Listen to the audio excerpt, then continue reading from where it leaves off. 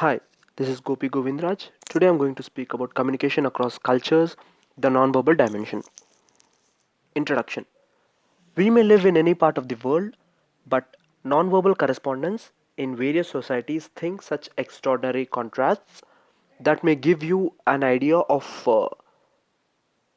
nonverbal correspondence. In case you're dealing with multi-social venture, it's important to analyze the differences. Communication carries more meaning than words. Nonverbal communication might seem to be non-essential for humans. Most of the times we would not be knowing the language that is mostly spoken in a place where you are new. Then you may communicate with them with some gestures.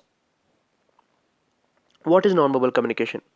As I previously said, when you meet new people in new place and you want to just communicate your ideas, you need to just give them a gestures to communicate your ideas rather than the words which you don't know to speak. Difference of expressions in different cultures. We have various types of cultures in world sustaining years ago. They use different languages and different gestures to communicate, which is good in one's culture and bad in others. Facial expressions. A smile is one of the common facial expressions used by humans in day to day life. Americans smile freely at strangers, but in Russia it is considered strange and even impolite. In Asian culture, a smile is a necessary an expression of joy and friendliness, but sometimes it may also convey pain and embarrassment. For many strangers, a smile or any facial expressions used to convey emotions is untypical because it is considered as a weakness to show emotions. Head movements. In many cultures in Middle East and Bulgaria, the meaning for S is quite opposite in some parts of Bulgaria and Middle East too. When you need to knock your head up and down, that means S in many culture, but for some cultures it means no. So to avoid that confusion, you just speak out saying yes or no. Hand and arm gestures. These are the gestures which are used by people to just communicate or just prolong a conversation. In Latin America, OK means just zero. OK means a vulgar meaning in Iran, which is not in other countries. It may not be offensive. Hand gestures.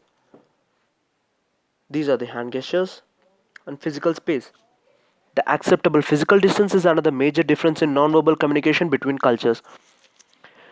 This is why an American or an European might wonder why the other person is invading his or her personal space by standing so close, while the other person might wonder why the American or European is standing so far from him or her. Touching. Handshake is the best feature used commonly to communicate with strangers. It's a very pleasantly communicated attitude. Kissing on cheek, patting on shoulders, or other attributes followed by different culture. But for some Asians, it it doesn't like them.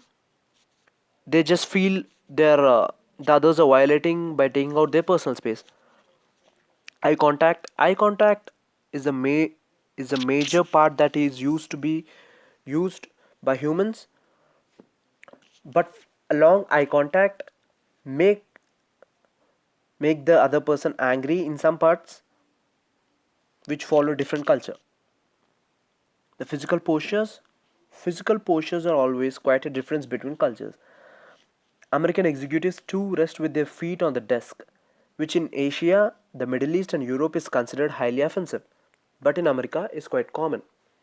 So we need to just observe the major differences between all these postures and gestures, and we need to be follow the appropriate postures and gestures in different parts of the world. So I hereby conclude one should know exactly about all the cultures and all the gestures that is need to be followed, and the nonverbal assessment should be made only at some places but not when not required. And here are my references. Thank you.